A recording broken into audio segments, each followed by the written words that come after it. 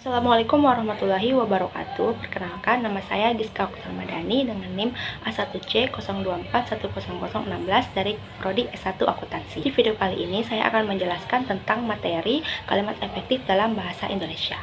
Pernah nggak sih kamu membaca kalimat yang panjang tetapi kita nggak ngerti maksudnya itu apa? Nah, itu tandanya berarti kalimatnya itu belum efektif. Jadi di video kali ini kita akan bahas apa itu kalimat efektif, ciri-cirinya hingga contoh-contohnya. Yuk kita mulai.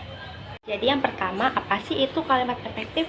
Jadi kalimat efektif itu adalah kalimat yang bisa menyampaikan informasi dengan jelas, tepat, dan mudah dipahami oleh pembaca ataupun pendengar.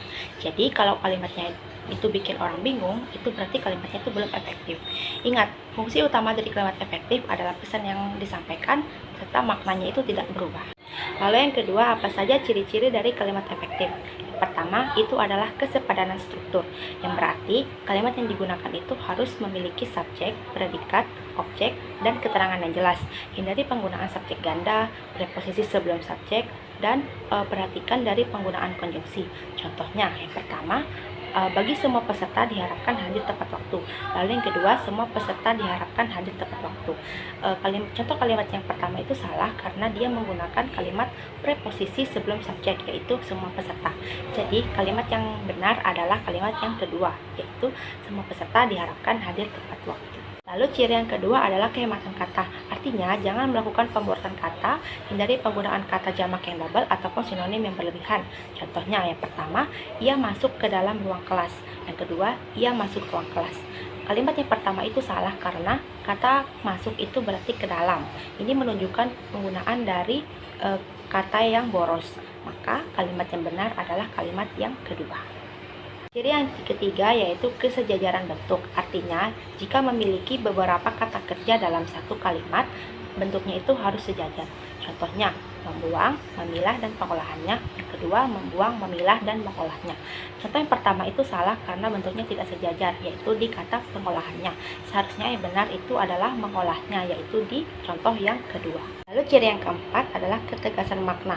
Jika ingin menegaskan suatu makna, maka kita boleh menaruh keterangan di depan kalimat. Contohnya yang pertama, kamu sapulah lantai rumah. Yang kedua, sapulah lantai rumahku. Nah, kalimat yang pertama itu salah karena kata kamu itu sudah menunjukkan suatu subjek. Nah, tetapi bentuk sapulah itu juga sudah menunjukkan suatu bentuk perintah yang secara makna mengarah ke orang kedua. Berarti kalimat yang efektif itu adalah kalimat yang kedua. Yang kelima itu adalah kelogisan kalimat. Kalimat yang digunakan itu harus logis dan jangan sampai menimbulkan taksir ganda. Contohnya, yang pertama, kepada Bapak Kepala Sekolah, waktu dan tempat kami persilahkan.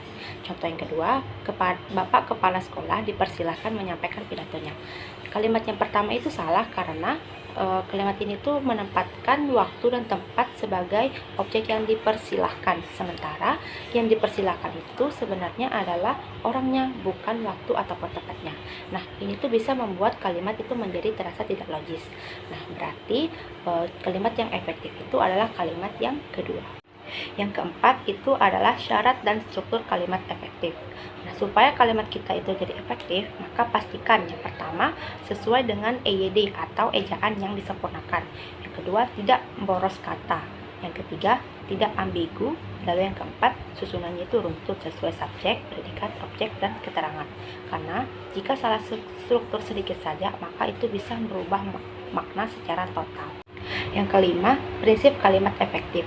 Kalimat efektif itu memiliki beberapa prinsip. Pertama, ide pokok itu harus jelas, yaitu terletak pada induk kalimat.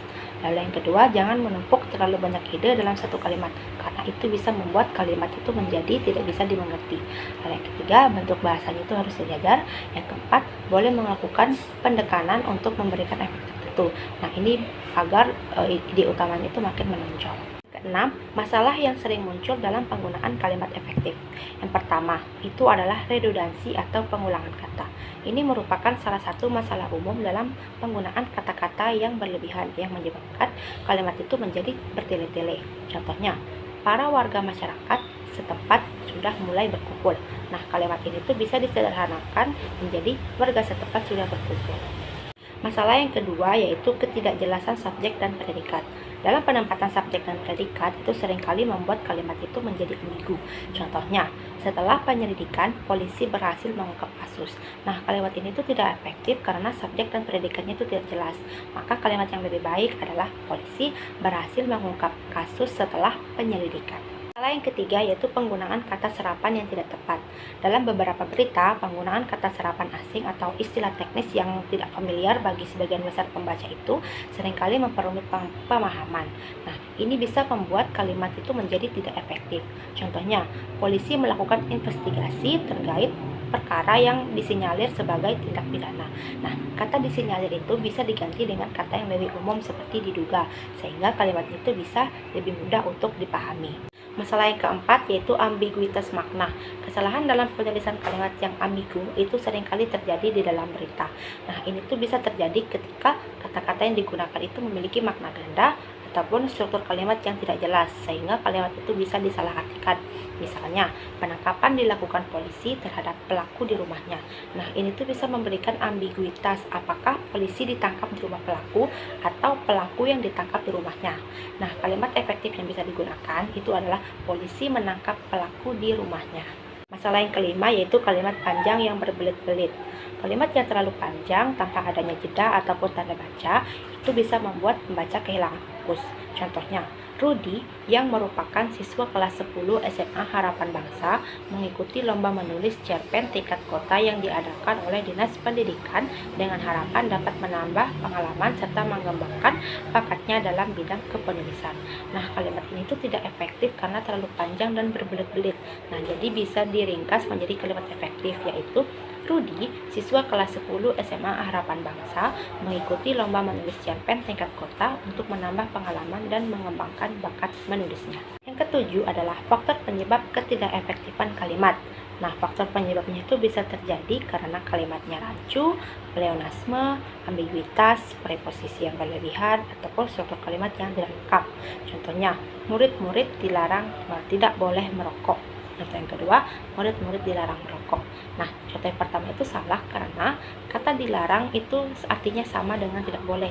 Berarti kedua-duanya itu tidak boleh diletakkan dalam satu kalimat yang sama. Maka kalimat yang efektif itu adalah kalimat yang kedua. Yang kedelapan, apa saja dampak dari kalimat yang tidak efektif? Nah, kalimat yang tidak efektif itu bisa menimbulkan salah paham, menurunkan kualitas komunikasi, membuat pembaca bosan, atau bisa membuat pembaca itu hilang kepercayaan kepada penulis. Nah, jadi berhati-hati dalam membuat kalimat agar kalimatnya itu menjadi kalimat yang efektif. Selanjutnya ada studi kasus dari penggunaan kalimat tidak efektif yang berasal dari artikel koran. Berikut adalah gambar dari artikel korannya. Jadi dari artikel koran ini tuh dia terdapat beberapa kalimat yang masih belum efektif. Yang pertama, dengar ortu ribut sama tetangga, kakak adik marah, tetangga dibacok. Nah, kalimat ini tuh termasuk kalimat yang tidak efektif. Kalimat yang efektif yaitu mendengar orang tua ribut dengan tetangga, kakak beradik marah dan menikam tetangga. Lalu kalimat yang kedua yaitu kakak ketangkep, adiknya buron. Nah, kalimat ini tuh termasuk kalimat yang tidak efektif. Seharusnya kalimat yang digunakan yaitu kakaknya tertangkap, adiknya berstatus buron. Kalimat yang ketiga yaitu kesal karena orang tuanya diajak berantem, seorang pemuda bersama adiknya melakukan aksi penganiayaan warga di lokasi di Pondok Ungu RT 03 RW 07 Medan Satria, Kota Bekasi, Selasa, tanggal 2 bulan 7 petang kemarin riuh. Nah, kalimat ini tuh termasuk kalimat yang tidak efektif karena penggunaan katanya itu bertele-tele serta peletakan tanda bacanya itu tidak tepat.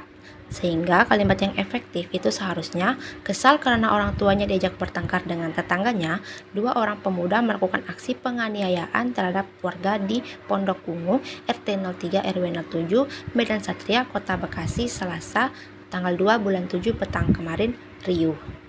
Kalimat yang keempat yaitu Dia mendapatkan kabar kalau orang tuanya ribut dengan tetangganya bernama Ali Somad naik Pintam. Nah, kalimat ini tuh termasuk kalimat yang tidak efektif karena mengandung beberapa masalah struktur dan makna yang membuat siapa melakukan apa itu menjadi tidak jelas. Sehingga kalimatnya itu membingungkan pembacanya.